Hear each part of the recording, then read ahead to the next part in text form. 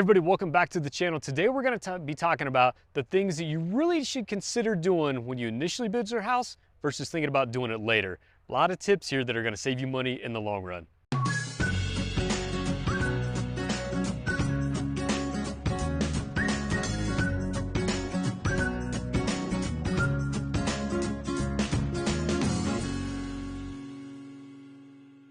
All right, everybody, so like I said, today we're gonna talk about the things you definitely wanna consider when you're building your custom home as far as things that you wanna make sure you do during the build versus thinking, I'm gonna do those things later, because it's gonna save you a lot of money in the long run. Before we get into that, just wanna remind everybody, our channel, all about everything building a custom home, financing, land, actual building, design, plans, all that stuff, whatever it is about custom home building, that's the information we want to get out to you. So if you're thinking about maybe building a custom home, trying to decide that might be the right thing for you, take the time, subscribe to the channel, hit the little bell down below so you get all the notifications. We're posting new content every week again. Just want to make sure you have all the information to make the best decision possible. And I'll also say we are a custom home builder here in the Colorado area. So anywhere across the state of Colorado, if you're considering a custom home, we'd love the opportunity to chat with you, see if we might be a fit. All right, so let's get into it. So the things that I personally believe, and I would say most of our clients do, that you have to consider doing right off the bat as you're building your custom home. Number one is a basement. Now I know this varies a lot regionally where you're at in the country. Basements may or may not be a big thing. In Colorado, 100%, you gotta have a basement. You gotta think resale because you never know if you're gonna have to sell the house. And also, man, if the extra square footage you get for the cost of it, I don't know why anybody wouldn't. I would make sacrifices in other parts of the home to make sure that I had a basement. I'll give you a quick little example. For us here in the Colorado Springs area, building, on a lot that we're kind of maybe building some other houses close by, on average, very rough numbers, for about a 3,000 square foot footprint for the house, you could add a basement for about $100,000. Now that's unfinished, but you can almost double your square footage for an extra $100,000. And just to, again, to give you a rough idea, this is a home that's gonna be probably about $1.5 million. So for an extra $100,000, you get twice the square footage. Now, do you have to finish the basement right away? That's debatable. I think that that's something you can maybe do later on down the road. If you do decide to do just an unfinished basement, which like I said, I highly recommend it, do an unfinished basement. You can always finish it down the road. You might want to look at cost though too and just see how much, if the builder you're using, they're going to have all the trades on site anyway, the framers, plumbers, electrician, HVAC guys, drywallers, painters, trim guys, everybody's going to be there anyway working on the rest of the house. So it's probably going to be less expensive to do it during the build. You just have to determine if that fits into your overall budget, or because of your budgetary constraints, excuse me, you need to wait until after the house is built, save up a little bit more money, whatever the case might be. So just think about ease also. If it's not a walkout basement, it's more difficult to get material down there. A lot of times we can put stuff through window wells, things like that if we're finishing out a basement after a build. The last thing you want is 100 trades a day, just, walking all through your nice clean house, down your staircase, carrying big heavy stuff. It kind of becomes a huge pain. So my opinion, if you can finish the basement right off the bat, I think it makes a lot of sense, but definitely at least do a basement if that's kind of what the norm is in your area. And even if it's not, but it's something that works, you might want to consider, because it almost doubles your square footage in most cases for not a whole lot more money. And then if you decide not to finish the basement, definitely at least go through the planning process of what you think you might want that future floor plan to look like. And that way you can get the things that are in the concrete under the poured floor in the basement, like your plumbing stuff or your basement bathroom, or if you want to have a wet bar, something like that. Get all that stuff roughed in so that you don't have to go busting up drywall, or rather concrete, in your brand new house whenever you do decide to finish your basement. So basement finish is definitely one of them. I got a list here, sorry guys. The next one, this is a big one, and from personal experience, I feel like my wife and I made the right decision on this. So structural things. So things about the house that you really just aren't going to be able to change. You might be able to, if you want to add something, you want to add some wood beams later, they're more of a design feature versus a structural thing. You can add those later. Maybe you can save some money and do some laminated or steel beams instead of big timbers, and you can maybe wrap those later to give it kind of that real timber feel. But the example that I'll use when I say structure is the example is a roof. So when my wife and I built our house, we're the budget, like everybody that builds, well, most people that build a custom home, the budget's a pretty tight thing. It's not a cheap process, right? So when we were going through the design phase, my wife really, really wanted a steep pitched roof. So we go through the design process, we start to get bids back from our trades, and that steep pitched roof drastically changed the price and everything from framing to roofing to insulation. all of those trades that you guys, I really didn't think would make that big of a difference. It does, because the steeper the pitch roof, more material, just kind of simple geometry, I guess, more material, but then also trades charge more because of just kind of the pain it is to work on a steep pitched roof. It's harder for the framers to set trusses and sheet. It's harder for the roofers to get the roofing material down. So that was a cost that was a good bit higher and honestly kind of messed up our budget. But we took that step back and we said, look, if we don't do this, it drastically changes the overall aesthetic and look of the house. And it's not like it's something we're gonna change later. Once the roof is on, you're probably not gonna tear the roof off your new custom home to reframe it the way you want.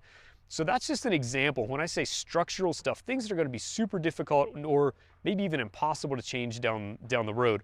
I'll give you one other example before we move on. When I talk about structural stuff, and this is just another personal example, and I know some of our clients have done this, is underneath the front porch, we did a concrete front porch, and underneath that front porch, we actually poured a room in the whenever we planned for the foundation, and we now have a room essentially that's all the sides are concrete, the floor's concrete, and the roof's concrete.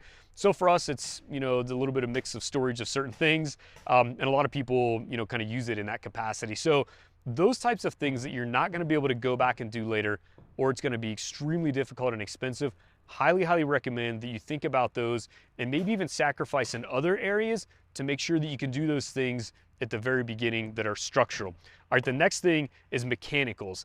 So this kind of goes in back to that unfinished basement thing, or really just anywhere you might think you want to expand the house in the future, or maybe potentially repurpose the house in the future. So an example might be if you have a bonus room above your garage. Maybe you have some steep trusses, got a lot of square footage up there, so you decide to put a bonus room up there. You could just say, hey, it's a bonus room. Kids can go up there and they play if they want to. Or if things make sense, maybe that in the future is a mother-in-law suite, or maybe it's just an extra suite for, you know, if you have friends and family come over, they can kind of stay up there and be separate from the rest of the family.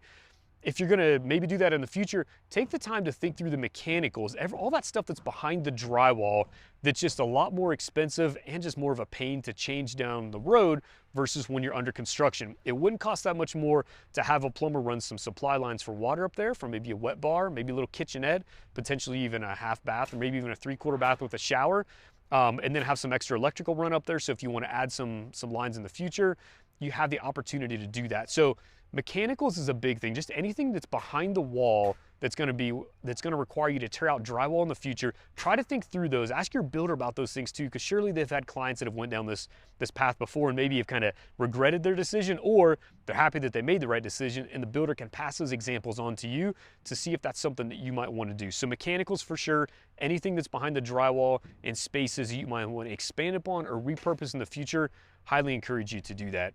Let's see, the next one is covered porches. This is something that you could certainly do this after the fact. So say you have a large poured concrete patio. Say it's not a walkout house like this. This one behind us is a walkout. But if it's not a walkout and it's just a poured concrete patio out back, or maybe even if it is a walkout, you could say, hey, we're just gonna pour the patio, we're gonna build the deck. We really want a covered deck or patio, but man, the cost is just getting a little bit up there. You certainly could do that later. You could add that on. But I'll say, just making everything really match together and blend and look aesthetically pleasing, it can be a little bit more difficult, and you're gonna tear off a lot of that new siding that you just recently put on your custom home in order to get everything tied together, especially if you have a roof line. You don't wanna have kind of this odd shaped, you know, shed pitched cover off the back of your house. That's when we're talking about custom homes, you really wanna make sure that all that architecture gets tied together and everything just flows and looks good. And those covered porches and patios can be difficult to really blend in with the rest of the house after the fact. There is certainly a cost to them, but just consider that with your overall budget and say, man, do I want to maybe sacrifice something else that's going to be, you know, maybe a little bit easier to do in the future to make sure that I get this more difficult thing done right now to make sure that it all goes with the house, everything flows and everything looks good from the very beginning. So any kind of outdoor covered space, porches, patios, decks, things like that, really consider doing those at the very beginning. And the last thing I want to mention is doors and windows. Man, doors and windows are expensive nowadays. They've been expensive for a while. It's just a big cost of the exterior finishes of a home. But since, you know, supply chain issues and all that kind of stuff, windows and doors have gotten even more expensive than they were, and it's a bigger line item on your budget whenever you build a custom home. What I tell people is that's an extremely difficult thing to change later to make it all blend in with the rest of the house. And you've just got a lot of extra expense if you have to tear off some trim outside, tear out drywall inside to get the window set in properly, get it all sealed back up right. I know there's, you can do aftermarket windows replacements, and even those are just a little bit of a pain to kind of work through that process and get everything done up and sealed as well as it's going to be if you do it during the build process. So windows and doors are something that they're just, I guess, I don't want to say don't cheat yourself on them, but just really think twice about, is that a line item that you want to save money on?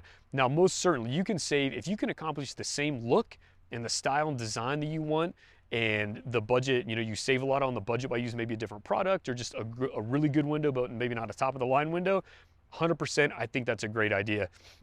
The example that I'll give you with windows and doors where I've seen people make mistakes that they've really come back to regret later is they wanted a certain design element, a look to the house, the exterior of the home. And as everybody knows, modern farmhouse is extremely popular right now.